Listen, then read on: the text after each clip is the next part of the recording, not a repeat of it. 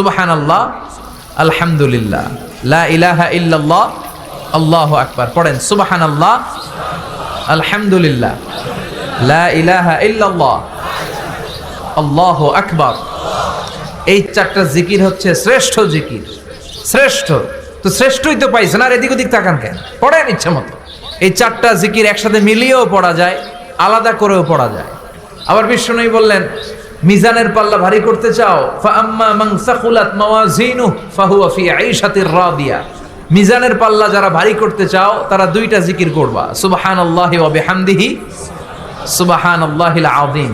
এই দুইটা শব্দ কালিমাতান হাবিবাতান ইলার রহমান, আল্লাহর কাছে খুব প্রিয়। সাকিলাতানি ফিল লিসান, এই জিহ্বার মধ্যে এই শব্দ দুইটা উচ্চারণে খুব সহজ, খুব পাতলা। সাকিলাতানি ফিল মিজান, কিন্তু এই শব্দ দুইটা মিজানের পাল্লায় রেখে দিলে অনেক ওজন হয়ে যাবে। সুবহানাল্লাহি বিহামদিহি, সুবহানাল্লাহিল আযীম। পড়তে রাজি আছেন তো? প্রত্যেক ফরজ সালাতের পর আয়াতুল কুরসি পড়বেন। কি পড়বেন? মুখস্থ আছে না?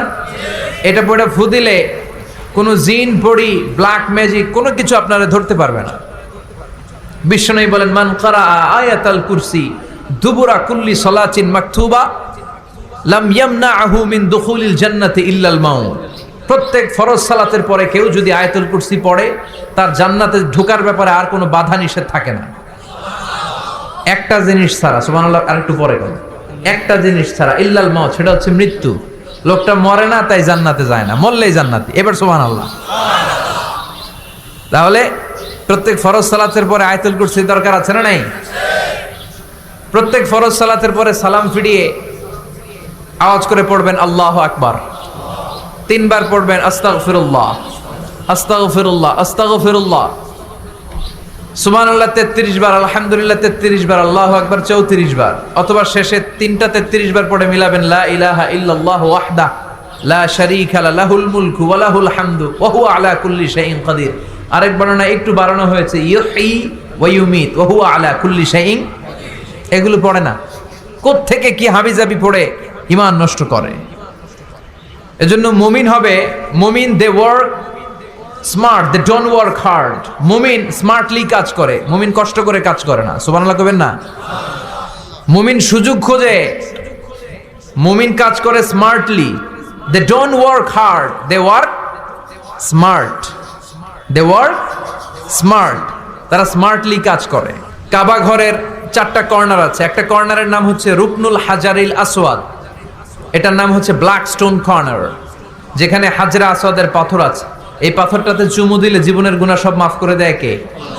এটা জান্নাতি পাথর।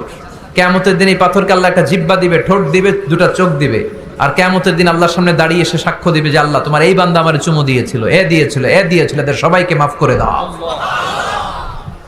তো হাজরা আসওয়াদের কর্নার আর কাবা ঘরের যে স্বর্ণ দিয়ে খচিত দরজা, এই হাজরা আসওয়াদের কর্নার আর দরজার মাঝখানে ছোট্ট একটু জায়গা, এটারে আরবিতে বলে মুলতাজাম। আমার সাথে সাথে পড়েন, এটারে আরবিতে কি বলে? ইলতাজামা ইয়ালতাজিমু ইলতিজামান। মুলতাজিম, মুলতাজাম মানে হচ্ছে যেটার সাথে লেগে থাকা হয় সব সময়। সাহাবারা এই জায়গাটার সাথে লেগে থাকতেন, পেট লাগিয়ে, গাল লাগিয়ে, চোখ লাগিয়ে, মুখ লাগিয়ে কাঁদতেন আর